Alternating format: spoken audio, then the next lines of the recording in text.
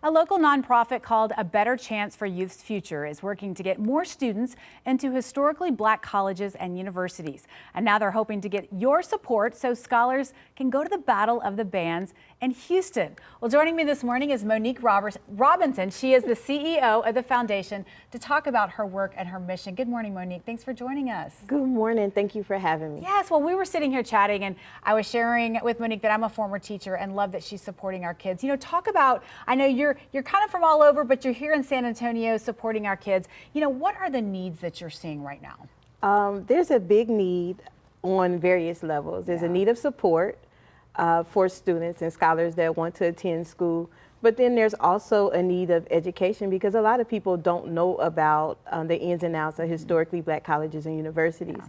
They know the acronyms, they know the bands, but they don't know the scholarships that are available. They don't know the programs, and they don't even know the adult programs because some of them have adult programs and scholarships for non-traditional students. Well, and while we're talking about, you know, non-traditional, but a lot of these students are first-generation college students. Correct. And they don't know how to navigate that world. And, you know, as a former counselor, I know it's a challenge just for us, but to see kids go through it in families, and you're there to consult and support them. Talk about that. Yes, we consult and educate the whole family. All of our events that we do, whether in San Antonio, whether virtual, is family-based centered because, as you said, there are a lot of first-gen scholars.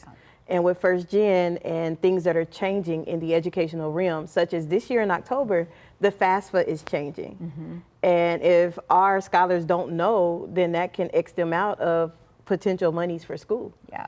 So that's a big thing. So education is really important for us. And I think it's so important that it's not just students, it's scholars. They've Yes. already, you know, it's almost, they've already, you know, reached that elite status, and that success can only get bigger, right? Correct. Yeah. And I don't like using the term student because it's not that it's a negative thing, but if we tell them who they are, they'll become that. Yeah. So that's why I use scholars. And that's such an inspiration. And Monique, you were just sharing with me a real quick tidbit about one of your scholars.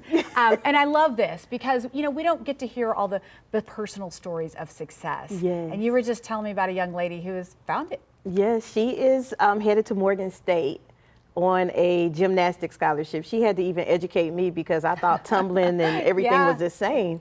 But I was like, nobody talked to you about this? And I get more excited than the scholars. And we had a send-off a couple of weeks ago where we highlighted all the scholars from San Antonio headed to HBCUs for their first time.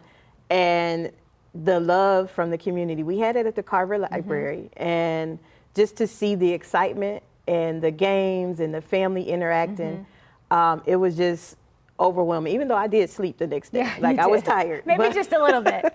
But it was worth it. Yeah. And we do it year round. We go from August to July every year. Wow. And the send-off is usually our last event that we do. We work with several HBCU alum to get that done. So it's really rewarding. And this is our third year doing that. Yeah, I love that. And the celebration of their hard work is coming together. Well, Monique, before we run out of time, you are trying to get our support to help send these kids to Houston because it's the Battle of the Bands happening there. It's an amazing show. But talk about how people watching can help this morning. Well, there are various ways that people can help. They can go to our website and they can donate through there.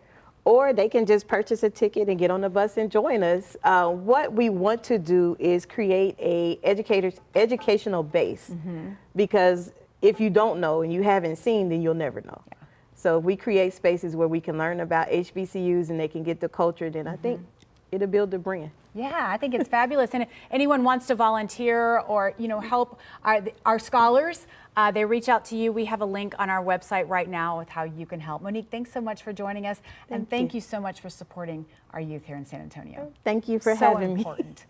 All right, well, we're going to take a break real quick, but first we're going to take a live look outside at our roadways. If you're heading out this morning, looks like you got smooth sailing. We'll see you after the break.